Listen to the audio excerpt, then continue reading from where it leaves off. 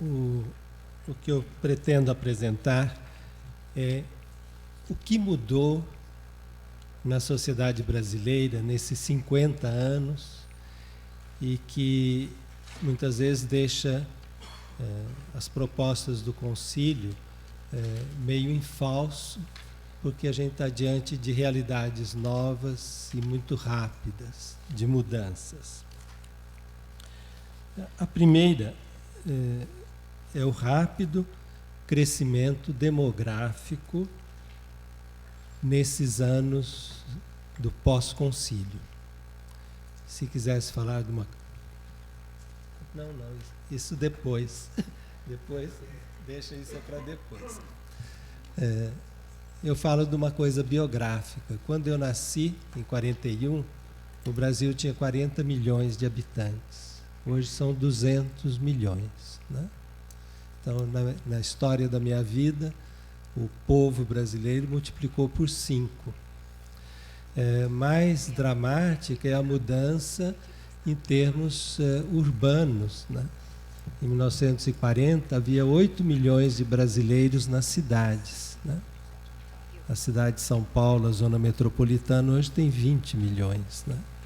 Esses 8 milhões na cidade, e eram 32 no campo. Hoje tem um pouco menos de 30 no campo, mas tem 170 milhões nas cidades. E a Igreja Católica não conseguiu fazer esse passo de uma igreja enraizada no rural para essa massa humana nas grandes cidades. Né? Um segundo elemento que está ausente do Vaticano II, há breves referências, que é a questão da juventude. O concílio foi feito pela Europa, uma Europa que estava envelhecida já no tempo do concílio. Então esse não é um elemento central para a teologia. E quando nós passamos para Medellín dedica um documento inteiro à juventude, que isso sofreu uma explosão no caso brasileiro, nos anos 70 e 80, o volume de jovens no conjunto da população foi muito grande. Hoje ele declina rapidamente. Então, o concílio não deu chaves de leitura ou instrumentos para trabalhar um tema tão central como a juventude. Como também nós não temos um documento que trate justamente da, se a gente pode dizer, a socialização religiosa das novas gerações. Né? A gente tem um documento todo em Medellín para catequese. No concílio, quando fala dos presbíteros, diz, olha, tem que cuidar da catequese, mas não é um tema central como socializar no Evangelho as crianças, os jovens. Isso é um tema ausente no Vaticano II. No caso brasileiro, tem uma mudança cultural importante também. No censo de 50, mais da metade da população brasileira era analfabeta. Tanto que houve um empenho da Igreja do Brasil, com o movimento de educação de base, pelas rádios e tudo, de enfrentar essa massa camponesa que não era alfabetizada. Isso mudou. Né? No censo agora de 2010, apenas, né? É um escândalo, mas ainda tem 9% de brasileiros que são analfabetos, sem contar os analfabetos funcionais, né? Que passaram pela escola e já esqueceram como se lê e como se escreve. Né? Outro elemento importante no caso brasileiro foi esse deslocamento maciço da população do campo para a cidade. Hoje, a pastoral que deve enfrentar qualquer agente de pastoral da igreja, párocos, é de como a pastoral nas cidades. Né? Eu olho em volta no bairro onde eu estou morando agora, tem 90 torres em construção. Como é que a gente faz pastoral nesses edifícios, né? Que da noite para o dia tem lá uma antiga fábrica, fizeram 5 torres, e no espaço de um mês 3.000 pessoas mudaram para essas 5 torres. Como é que você faz pastoral, né, nessas áreas urbanas? Outro elemento de mudança muito importante é na questão das mulheres. Hoje elas estão muito mais escolarizadas do que os homens, cada vez mais ativas no mercado de trabalho, em praticamente todas as profissões. Na faixa de 15 a 19 anos, elas são maioria no mercado de trabalho. Hoje são maioria entre os estudantes universitários e caminhando para ser maioria nos programas de mestrado e doutorado. Esse avanço da mulher na sociedade, na cultura, nas responsabilidades, encontra um breque, uma trava, uma incapacidade da Igreja de acolher esse dinamismo, de acolher em todos os ministérios, sem exceção. Então aqui também tem um impasse, né, que no concílio não foi... Eu penso assim, aquelas 8 mensagens no fim do concílio é quase para tapar o buraco do que não foi bem feito, né? Tem uma mensagem para as mulheres, tem uma mensagem para os jovens, tem uma mensagem para os pobres, para os doentes. Aqui, os esquecidos ganham uma mensagem no último dia. Então eu colocaria essa como uma lacuna muito forte, essa incapacidade de nós enfrentarmos essa maioridade civil, humana das mulheres para um estatuto diminuído dentro da Igreja, né?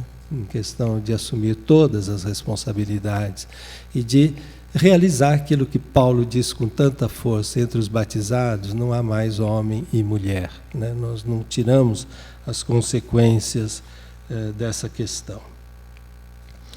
Então, do ponto de vista religioso, há uma mudança. Eu conversando com Dom Paulo Evaristo Arnes, um pouco antes de ele terminar a sua responsabilidade pastoral em relação à Igreja de São Paulo, e falando: Dom Paulo, agora que começou esse novo milênio, o que o senhor acha que tem que ser central nos trabalhos do CESEP, né, do centro do qual eu sou responsável, e que foi uma iniciativa apoiada por ele, acompanhada o tempo todo. Aí ele virou para mim e falou: o mais importante nesse milênio que começa é a questão do diálogo interreligioso, né?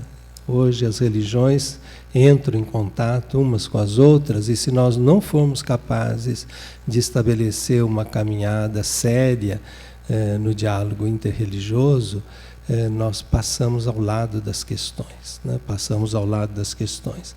E como eu trabalho num centro ecumênico, eu queria levantar algumas questões entre esse passo tão importante que foi dado no concílio com o Unitatis Redintegratio, depois retomada na Autunum Sinte de João Paulo II, onde que estão algumas lacunas, alguns pontos cegos, né, nessa proposta tão bonita. Eu queria que a gente prestasse atenção. Eu coloquei numa linha do tempo a pertença aos diferentes ramos do cristianismo entre 1900 e 2000. Né? Então, em 1900, os católicos representavam 47% dos cristãos, logo depois do concílio, 53,9%, e depois começa um lento declínio, 52,8%. Os ortodoxos eram 20% dos cristãos, né? Evidentemente, o trauma da Revolução Russa e depois dos países do leste europeu fizeram com que, na década de 70, os ortodoxos representam 11%, atualmente 10%. Né? Os protestantes eram 18% e estão lá em 17%. Os anglicanos declinam, e hoje a maioria dos anglicanos está na África, não está na Inglaterra. A maioria dos bispos também, Nigéria, um pouco nos Estados Unidos. Mas eu queria chamar a atenção aqui. O mundo pentecostal tinha apenas menos de 1 milhão de pessoas em 1900. E hoje 523 milhões. Né? Mais de 1/4 dos cristãos hoje são pentecostais. essa nova onda do cristianismo, se a gente pode falar de um cristianismo oriental antigo, depois falar de um cristianismo ocidental latino, católico, depois de um cristianismo da Reforma, hoje nós não podemos ignorar que é um cristianismo que não pode ser reduzido à Reforma, né? O cristianismo pentecostal, eu acho que é uma quarta grande onda, e que pentecostalizou também o mundo católico, pentecostalizou os luteranos, os anglicanos. Isto é um fenômeno novo. Estamos preparados para fazer ecumenismo com o mundo pentecostal? Vaticano II se relacionou com a ortodoxia, com as antigas igrejas orientais, com a Reforma, com os veterocatólicos. Tinha uma pessoa pentecostal que foi colocado para fora da sua igreja nos Estados Unidos por ter vindo ao concílio, mas em países da América Latina, essa é a realidade em que as comunidades tropeçam cada dia e que nós não elaboramos suficientemente. Então, se o Concílio Vaticano II abre uma era de diálogo ecumênico, como fazer o diálogo com o mundo pentecostal, que é a grande maioria hoje, são mais de 85% do que a gente pode chamar mundo protestante, não católico, na realidade é mundo pentecostal. Então aqui está uma questão que eu queria, quando falamos prospectivamente, me parece que esse é um elemento que nós teríamos que examinar. Então, olhando um pouco aqui a distribuição da pertença religiosa nos censos nos últimos 40 anos aqui no Brasil, né? O que eu quero chamar a atenção, eu coloquei em índice para facilitar, para a gente perceber algumas coisas, né? Então, o mundo católico representava praticamente 92% da população se declarava católica no Brasil em 1970. Né? Em 2010, apenas 64%, e há outros dados mais recentes que indicam que isso continua declinando rapidamente, né? Então, o número de católicos passou de 100, né, para 143, né, o índice. Então, ele começa até, do ponto de vista do número total, a diminuir, né, de 125 milhões para 123. Eu vou lá para os pentecostais, né? Infelizmente, a gente não tem esse dado para 70, mas, né, se a gente toma os índices, de 100 vai para 656. Né? Se somamos todos os evangélicos, porque antes estavam juntos, dá 880. Outras religiões, 446. Se a gente vê isso, e os católicos aqui, mas o índice mais relevante é esse. Os que se declaram sem religião não chegavam a 1 milhão em 1970, e são 15 milhões em 2010. Quer dizer, o índice dá 2.178. Então, mais que os pentecostais, o que avança é o número das pessoas que se declaram sem religião. Não vou entrar na análise do que pode significar isso, mas que esse é um desafio extremamente importante. Quer dizer, que aqueles números da Gaudium et Spes 19, 20, 21, que tratam do ateísmo, das suas causas, que trata de como a igreja deve trabalhar essa questão, ele vai se tornar cada vez mais relevante. E parece que nós não damos, e já não entra nem no esquema do diálogo interreligioso. A gente tem que tratar da questão de como dialogar com pessoas que vêm do mundo da ciência, da cultura secularizada, do mundo profissional, E como falar de Deus com essas pessoas? E elas têm uma busca, mas hoje elas têm uma desafeição em relação às instituições, têm uma desafeição em relação àquilo que parece conto de carochinha, né? A história, quando se conversa, eu tenho amigos engenheiros, físicos, eles têm dificuldade, e nós também, de achar um terreno comum, de conversar sobre as questões sérias da vida, do sentido, e esse número cresce. Eu penso, a Gaudium et Spes trata rapidamente a questão, mas creio que é insuficiente também, né?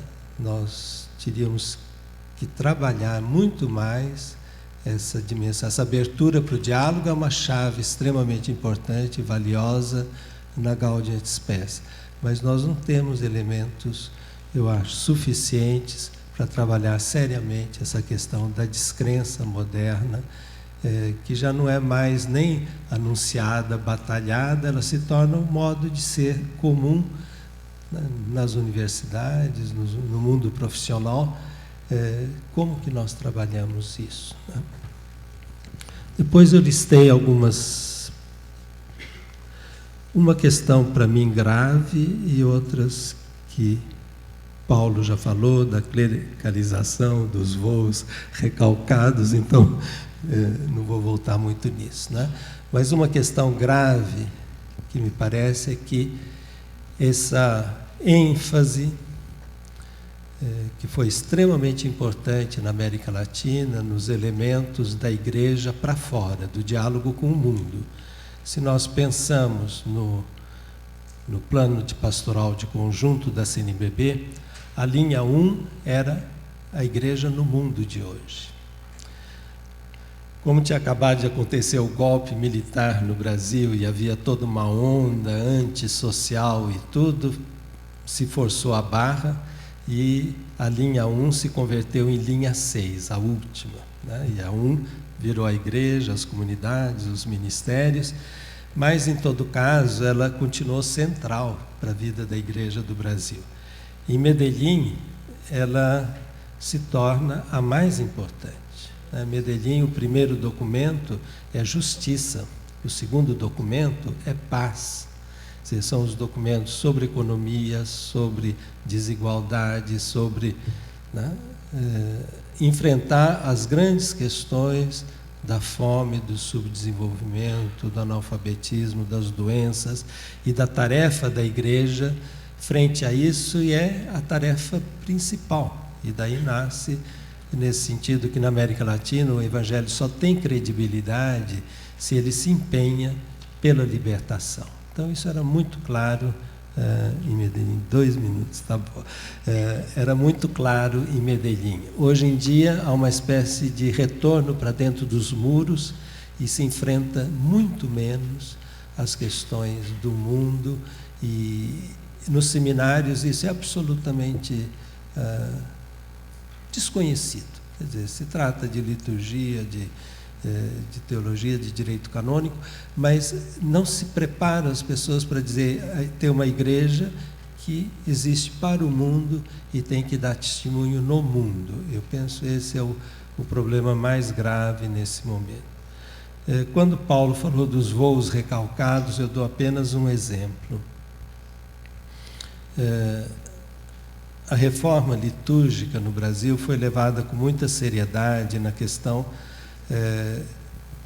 da centralidade da Assembleia, da participação ativa dos fiéis, e é a única igreja que eu tenha conhecimento no mundo inteiro onde todas as preces eucarísticas são dialogadas com a Assembleia.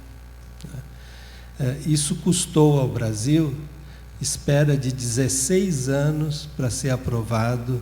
Em 75 houve uma reforma do missal, teve uma nova edição típica. A do México saiu em 76, a da Colômbia em 76. O Brasil esperou até 1991 para que Roma aprovasse. Foram 16 anos. E Dom Clemente Slardi escreve assim na apresentação de uma pagininha, sobre essa longa espera. E o ponto era esse, um dos pontos, porque ele queria, a Igreja do Brasil propunha para cada domingo uma prece alternativa e uma série de coisas que Roma não aceitou.